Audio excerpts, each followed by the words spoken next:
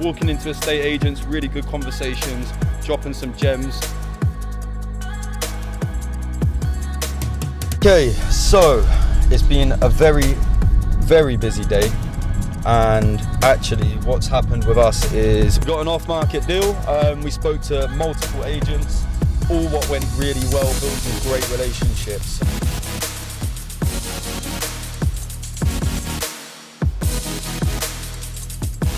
Over the last 2 years, EasyInvest's has scaled to more than 45 service accommodations across the UK. And from the outside, it probably looks like it's been very smooth. But the reality of scaling a business is very different from what it looks like online. There's pressure behind the scenes, systems break, sometimes you hire the wrong people and you end up dealing with problems you didn't even know were coming. So today we're sitting down with Freddie Escherwood, the CEO of EasyInvest, to talk about the real story behind the business, where things are at now, what's changed in the last year, and some of the challenges along the way. So Freddie, for someone that hasn't followed EasyInvest in the last 12 months, what's something that's changed? Yeah, so regarding EasyInvest, EasyInvest has massively changed over the last 12 months.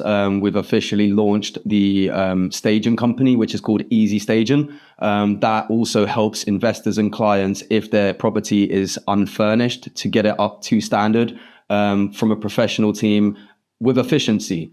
We've also released the CRM alongside the automations that we had within the business. We are kind of passing them on within the community, within the CRM premium support community. And again, we're looking to pivot massively in the business. But over the last 12 months, the business in terms of the management has massively grown. We've gone from 20 units to around 45. And again, still continuing to scale. We've also hired multiple new staff members, trained multiple new staff members in different roles that did not exist in the business. Overall, there's been some massive changes in the last 12 months and a massive improvement in terms of company knowledge too. Right. And then in light of that, what feels completely different to year one? So I feel like when you're going into business, you're always going to be facing problems. And I feel like them problems do not stop. If anything, the problems just get bigger. So comparing back to year one, I mean, we're still facing unknowns, still moving forward in terms of progression and willingness to learn. But there's definitely been a speed growth in terms of the speed and the rate of we're growing has massively increased.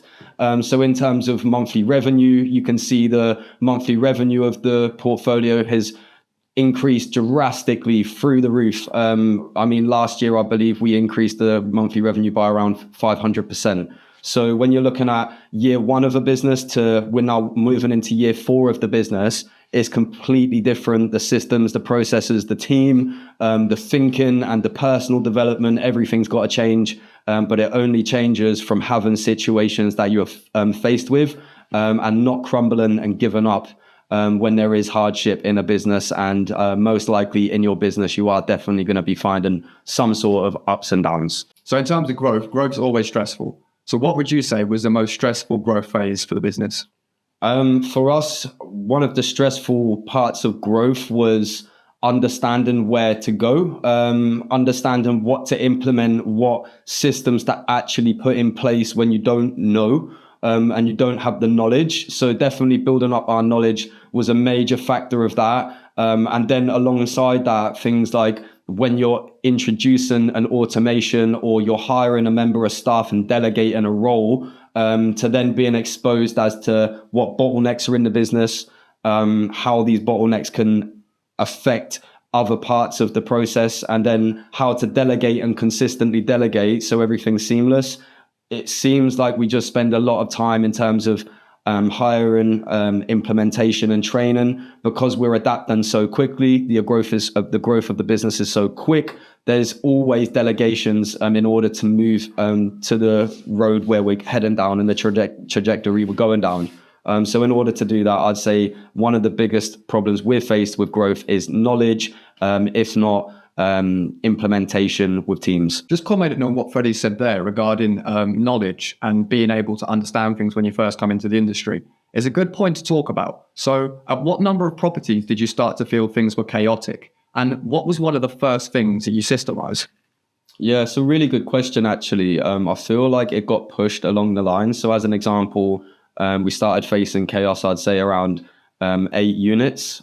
This time we didn't have any members of staff hired at the time. It was just me and my business partner. And we noticed that we wasn't able to grow the rate we was or the rate we wanted to because we were still firefighting things like communicating with guests. Obviously, it's a very important part of the business, but it's easily delegated. Again, outreach and things like that. What happened after we hired initially is then it helped us scale to around 20 to 25. Then we got to around 20 to 25, and we have found another bottleneck in the business, which is we cannot continue to grow without hiring more staff, without including things like KPIs and reporting performance. So if a team member has been allocated a task, how can we track that task? How can we make sure it's done efficiently and time effectively? And then once it is completed, what task is to move on to next? So it's really about streamlining and structuring the team's day and making sure that everything in terms of operation and things that could fuel the pipeline, outreach, guest conversations and things like that, that these are really being done effectively. So then as business owners, we can really sit and focus our time on the next step or the next step of scaling or whatnot. So yeah, there was different stages of bottlenecks along the line, I would say.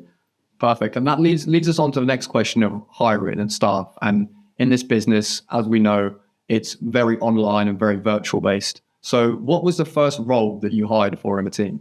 Yeah, so again, when it comes to knowledge as a business owner, you have to go through business to understand what you do wrong. I feel like you have to make a mistake to learn. One of them things is the naivety of thinking that someone's going to run the entire show without actually having training in place. So to answer the question, when we hired our first member of staff, we didn't have a designated role. The idea was to kind of pick up what we were struggling to spend our time on. And that was the kind of role. In terms of training the staff member, it was very messy. We didn't have any SOPs or processes. We were very naive to thinking that someone's going to understand how the business works. Again, how we done it was we made mistakes and we learned from them. In terms of hiring staff, when a staff member asked us, as an example, they were like, how do we complete outreach? We would then have them to complete training. In hindsight, it would be much more efficient to have the training and processes, have the SOPs and expectations set for the staff member, and then they can complete their job efficiently. Whereas obviously we kind of done this backwards. Nowadays, when we do hire, we definitely do have some sort of guideline as to what we expect to be done per day. And then we also get that team member to add on and give us some feedback as to what else they think they could add on to the day and also what they enjoy doing as well. I think that's very important. Definitely, yeah. So that kind of leads on to delegation as well, and then giving out tasks in the team, like you said, that frees up more time for yourself. But on the topic of that, what tasks do you think founders should never let go of? I think that's a really good question. I mean, as a founder, ultimately, if a task doesn't get picked up or it's not done to an expectation, because obviously we are having members of staff acting on behalf of our company and our reputation, right? So we do still need to kind of do audits in the team to make sure things are done to a standard. Obviously, as a founder, you want to be numbering down what's easy to delegate, what's not as important to the business. Like as an example, it might be more efficient for me as a founder to focus on client fulfillment or retention of clients or bringing new clients on board. But then it will take a step further than that when actually, is that what we should be doing? Or should I be focusing on the marketing of the business and the actual group and how we are portrayed and the sales of them leads that do come into the business, maybe not to do the sales myself, but to definitely oversee them roles. So again, to answer the question, I feel like every single role in the business is very important that is being done effectively. And I do feel like as the founder, we have to pick up the pieces that aren't done effectively to showcase how it's done. You can't train someone without showing them how it's done and demonstrating a skill. And then once it's demonstrated, I feel like we keep an oversight of what's going on. Again, give feedback until you're really letting the horse have full control of what's going on. So then you're just letting them run around in the field now, keeping an idea, just really focusing on what drives the growth of the business. And what keeps it afloat. Yeah, I agree. Just setting and leading that responsibility and the tasks, definitely. Now, going deeper on the growth of EasyInvest and the company, was there ever a time that you felt like there was a risk in growth? Yeah, for sure. I definitely feel like the quicker you scale, the more you potentially over leveraging yourself. You can come in and, as an example, we done it very, again, naively, thinking that growth is the best thing for a business and that money or egotistical goals is ultimately what we're setting for. I completely disagree. I feel like as a sustainable business, you need sustainable goals and sustainable growth. And there's something what we didn't really understand until we grew too quickly, as an example. And then it was a case of, okay, we've grown to a certain point. Let's let everything else catch up and build that up. And then we can move to the next stage. And yeah, that's kind of how we had our growth path. Yeah. So that kind of follows me on to my next question of, did you ever consider slowing down? I feel like growth is addictive. I feel like progress is addictive, and also how you measure progress is definitely something to consider. I feel like if you're considering growth how we did and done it on like kind of ego goals of X amount of revenue or X amount of goals or units, then no, you're not looking to slow down, because if you don't hit that target for that month, you take it on board as, oh, well, I'm not growing or I'm not progressing. We haven't hit targets and things. In actuality and in reality, from a hindsight, I think it's so much better to slow down, because then you can provide a better service. Obviously, your reputation is going to be maintained and you can scale a lot more effectively nowadays. So what worked really well for us is the fact that we scaled to a certain point. We were forced into a corner of having to learn and build an operation around the current operation what we had. And that's what we've kind of done. So now, can we take on more units? Can we scale quicker? 100%. But the only reason we can scale quicker and take on more units is because we've taken a month or so as a step back to reevaluate what we're doing. And now we're reevaluated. We've understood what's gone wrong, and we can really dive through what's gone wrong, fix that, which gives us more confidence as a team. Because as a salesman, if you've got confidence in the product, what you sell, you're going to find it a lot easier to sell than if you're a salesman for a product that you don't believe in. You might feel very unethical about selling it. So it's very important for me to have confidence within my team or our team to make sure that everyone's happy, understood, enjoying it, and things are going well. Perfect. So next question just relates to the team and managing yourself, because as we know in this industry, a work-life balance is important, and you need to look after yourself, health as well. So how do you prevent yourself from burnout, and obviously prevent your team members retrospectively as well from getting burnt out? So I'll answer the question for the team members first, because I do a lot better in helping the team not get burnt out. So when it comes to team burnout, it would be reminding them to take it lightly, and also reminding them that we're not super demanding. Obviously, expectations are set, but always in the back of your mind, you have to think about burnout, and you have to think about the reality of working long hours or focus so much behind the screen. So it's more about motivation, more about high energy, making sure everyone's on the same page. I think if someone's, as an example, as long as they're given some form of communication as to why something can't be done, is it their fault or do they need better training? You know, we're here to motivate and better ourselves as individuals. As I say to anyone that comes on board to the team, as an individual, we want you to get better and be more skillful for yourself so you can take that elsewhere. But to answer your question with burnout for myself personally, I feel like, to be completely honest, is something I'm still working on. I definitely feel like I spend a lot of time in the business, and I do not feel like I have the greatest deal of a work-life balance, but also my situation is very different to other people's. So I moved away from where I was living. I quit everything. I moved away from my family, my friends, everything. Moved to a place in the UK to focus on business. I didn't come here to have a laugh.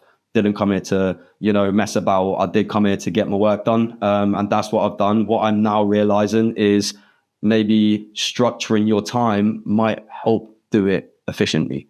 So going through that burnout phase, recently what we've introduced, we're doing monthly meetings with the community. Us and the team will go out, we'll go grab some food or go for a walk, just have a laugh about things that aren't business. And yeah, just really trying to go onto your hobbies. Like we go to the gym often, play tennis, just taking ourselves out of business for an hour or two a day. And then when we come back to business, it really allows us to focus. So just going back to talking about systems, procedures and policies, the key thing in this industry, especially with service accommodation. So what's the most important system you've implemented in the last 12 months, would you say, that you can share a little bit with?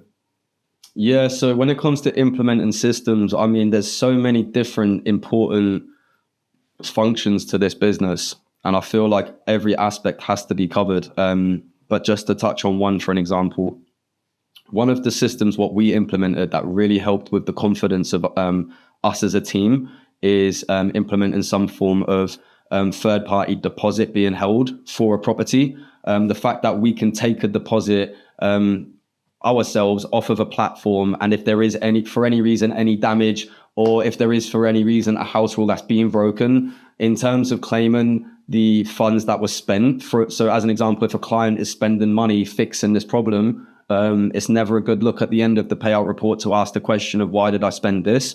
So as a company, we are really putting all of the effort in we can to minimize the loss on clients' revenue. And one of the biggest things what we implemented within the last 12 months was third-party deposits. It might have been, but just before that actually. But the impact that has even up to today has been incredible. I mean, it's helped other companies that we work with within the EasyInvest CRM. They've implemented that exactly the same as us. And now their clients' properties are also protected as well. I think that was an absolute game changer. Yeah. So just to focus on like the landlord perspective of that, how do landlords see what's happening? Yeah, so how landlords are seeing what's happening is we regularly communicate, not directly, but through payout reports and through updated system functionality in terms of like owner portals and things like that. So the calendar, the owner has access to their calendar. They can also see their income, and will also tag any expenses with invoices or receipts attached. They have the right to give us a call about anything, anytime they want. We're very easygoing. So if they see something pop up and they're like, what's this about? We've got everything documented, the entire process. So they're not left in the know-how of why has this happened, or why has it cost this, or, everything's very transparent. In a management business, when you're dealing with client funds, I think you have to maintain the ethics of being honest and transparent, because it does not work as a management company if not. So just to give people an understanding of what the chaos was like before you had these deposit systems and third-party holding, what did that look like from a host perspective? From a host perspective, it was a nightmare. Unprofessional, awkward conversations. Felt a bit uncontrolled, like not in control of our business, definitely thought that not every customer, but definitely some customers were really, really getting to the business procedures and policies. Again, it was just a case of lack of education and understanding. But yeah, since we implemented that, the confidence, and I say confidence very importantly, because like I said, you cannot sell if you're not confident. The confidence within our team has gone through the roof. We definitely feel like we're a lot more in control and protective of our clients' assets. So looking towards the future with EasyInvest, we've covered what the last 12 months is looking like. What are your future goals and visions, and what's the key target for the next 12 months? Yeah, I think it's a brilliant question. I think, when you're running a business, you should always be looking forward, and even having that big destination and kind of a big timeline plan as to where you're going, and breaking it down in small goals. So to answer your question in terms of the 12-month goals, we definitely want to be growing and scaling the portfolio that we manage, ideally over 80, close to the 100 mark, and exceeding that would be even better. We definitely want to be looking at hiring a future member of staff, probably focused in the UK to align with that growth and kind of help with scalability. Obviously, like you said in previous questions, you asked about growth and issues with growing and what that can pose. Well, if we learn our lesson, then we understand, look, this is kind of what we need to do to get to there. So following that, we're also looking at increasing, we want to be sourcing some properties. Obviously, we run the EasyInvest company, which is a sourcing agency. We are looking to source around 30 to 40 deals this year. We run EasyInvest CRM, which is helping property companies get automated, organize their leads, track what they're doing, and make themselves more professional in terms of branding and digital marketing. So we was aiming for about 50 of them. To stay focused on our goal within the management might reduce that, not a major focus of ours. And then staging as well. We just want to make sure that the customer feedback from staging is always high, and we're retaining customers for that as well. But more focused on the group. So we want to improve social media and marketing strategies. We definitely want to be focusing more towards growing the management business and focusing on the operations. But overall, it's things like making sure the team are happy. We've included new milestones and roadmaps for our team. So there's lots of incentives to continue to work with us and to scale with us. But yeah, the majority of our goal right now is focused on being operationally effective to handle 100 units. And we're breaking down the 100-unit goal within sub-goals, and they will track back to, we need to complete this week. We need to complete that next week. We need to implement this by next month. And then we're on track to our growth strategy plan. Yeah, perfect. So just off the back of that then, in terms of the scale plan, are you focused on more units or better quality units? So we're definitely focused on better quality units. Now, when I say 80 to 100 units, I know on camera that might seem like I'm contradicting myself in terms of the ego goals. But when I say 80 to 100 units, me and the team understand and we're all on the same page that they're going to be centralized. They're going to be using the same teams. They're definitely going to be quality. We're going through a lot more thorough checks. We don't want to just be taking on units willy-nilly. We've done that in the past and we realized, look, it definitely does help in terms of experience and learning. But does it help in terms of sanity and scaling effectively? No. So when I say 80 to 100 units, I do mean high quality performing units, as well as within our area. We want to keep everything centralized. We don't want to continue to grow out until we're ready for it. We learned that the hard way, so we're going to stick to learning the lessons from the past. Definitely. So just on the back of that then, in terms of scale and expanding the business, has the word international come into the conversations yet? Yeah, that's a really good question for sure. And it comes down to shiny coin syndrome. Could we do what we do internationally? Yeah, for sure. No doubt about it. I'm really confident in what we do as a team. Mm-hmm. Is it feasible? Is it a distraction? Is it going to blur focus from our goals? Yeah, I think it will. I genuinely think it will. The fact that we have the credibility, we've kind of shown, look, we can do what we say we do. We can run a large portfolio. We can take that elsewhere. That's a skill under our belt. I don't think it's something we're going to jump towards. Again, I think it's shiny coin syndrome. So just in terms of the bigger vision then for the future, where does the CRM fit in with the technology? Obviously, we know how AI is evolving and it's widespread in pretty much day to day, let alone work. So what's the vision with the CRM?